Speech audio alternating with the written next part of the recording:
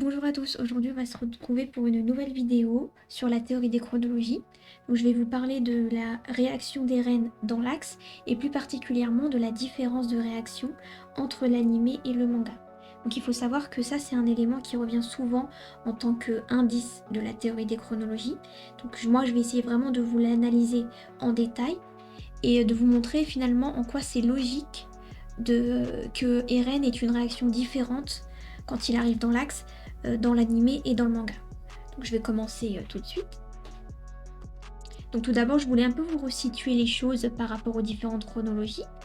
Donc notamment, où est-ce qu'on se trouve finalement dans la chronologie 1. Donc dans la chronologie 1, je vous rappelle que Eren et Mikasa choisissent de vivre ensemble. Ils se retirent du combat. Hein, et donc ça a pour conséquence le fait que Eren, dans la chronologie 1, comme il s'est retiré du conflit, je vous l'ai dit, et Eren n'a tout simplement pas pu rentrer en contact avec Sig, et donc il n'a pas pu aller dans l'axe. Donc autrement dit, le Eren de la chronologie 1 n'est pas allé dans l'axe. Et donc, la conséquence, c'est que dans la chronologie 2, c'est-à-dire le manga, c'est la première fois, on peut dire que c'est la première fois que Eren voit l'axe. Voilà. Et d'ailleurs, dans le manga, on le voit très bien.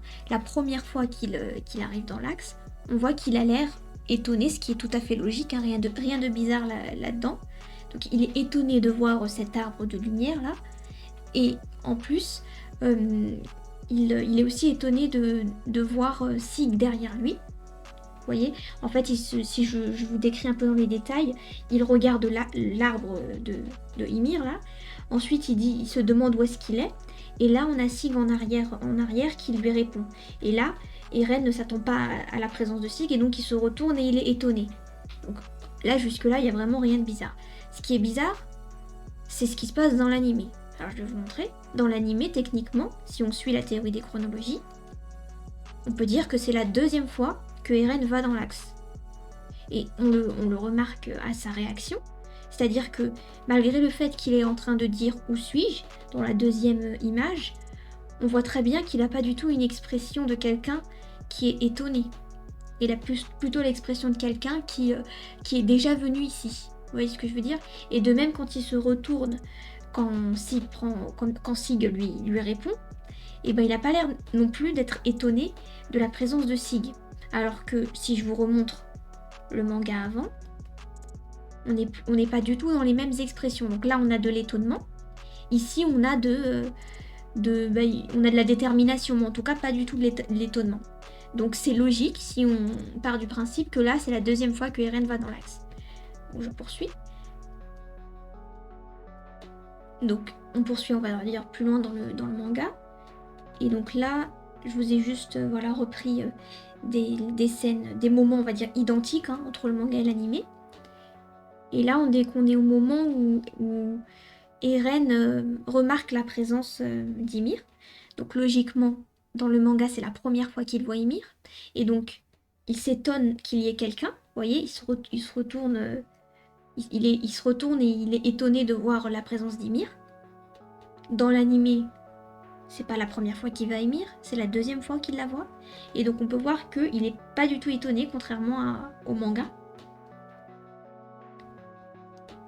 Voilà. Ensuite, on poursuit. Dans le manga, je vous prends la scène où Eren est sur le point de trahir son frère. En gros, ça fait référence au moment où il est sur le point de lui annoncer qu'il lui a menti en fait en lui disant qu'il était d'accord avec son plan d'éradication douce. Tu vois. Donc là, il est en train de lui dire qu'en fait, il a jamais marché avec son plan, il a juste fait exprès d'être d'accord, enfin exprès non, il a fait semblant d'être d'accord avec lui juste pour pouvoir aller dans l'axe. Donc là, il est en train de le trahir entre guillemets, si on peut dire ça comme ça. Et vous voyez, je sais pas, enfin moi en tout cas, c'est ce que je ressens quand je vois l'image. J'ai l'impression que Eren se sent limite un peu coupable d'avoir un peu menti en fait à son frère. Vous voyez? Alors que dans l'animé, pas du tout en fait. Il s'en fout complètement. Vous voyez, il est hyper déterminé et il n'y a pas une once de culpabilité dans son regard. J'ai l'impression que comme il a déjà vécu ça, enfin il a déjà menti, on va dire entre guillemets, à son frère, la deuxième fois c'est plus aussi difficile en fait de le faire. Vous voyez? En tout cas, il n'y a pas du tout de culpabilité dans son regard, ça c'est sûr et certain.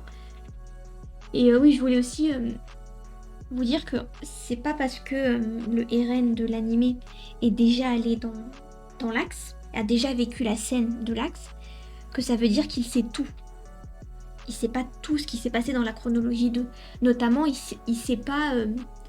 il sait pas par exemple que Sig s'attendait à ce qu'il le trahisse, etc. Ça, il n'est pas au courant de ça. Vous voyez? Parce que ça dépend pas de lui, ça dépend de Sig. Vous voyez? Et donc, aussi, autre chose, je voulais vous montrer une scène où Sig, du coup, il est déterminé, il s'attend pas du tout à ce que Sig ait anticipé sa trahison. Il va déterminer vers Ymir. Donc là, c'est la même chose dans le manga et dans l'animé. Donc il se dirige vers Ymir, en mode, voilà, je vais lui demander de déclencher le terrassement. Sauf qu'il s'attend pas à ce que Ymir l'ignore, entre guillemets. C'est-à-dire, elle passe devant lui et elle l'écoute pas, en fait. Elle est aux ordres de Sig. Ça, il s'y attend pas. On peut le voir que il est hyper déterminé, que ce soit dans l'animé ou dans le manga. Vous voyez?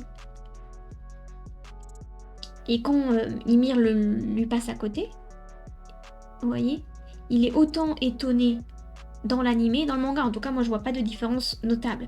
Vous voyez, on dirait qu'il avait pas l'info que Ymir allait être aux ordres de Sig, en tout cas dans un premier temps. Donc voilà, c'était juste en fait pour vous dire que certes, on a des différences entre l'animé et le manga, mais on a aussi des similitudes, parce que Eren ne peut pas tout prévoir. Moi, je dirais que Eren ne peut prévoir que ce qu'il peut contrôler, vous voyez. C'est-à-dire ce sur quoi il a un moyen d'action ou un moyen d'agir. Par exemple, là, il peut pas anticiper les réactions et les comment dire, et les actions de son frère.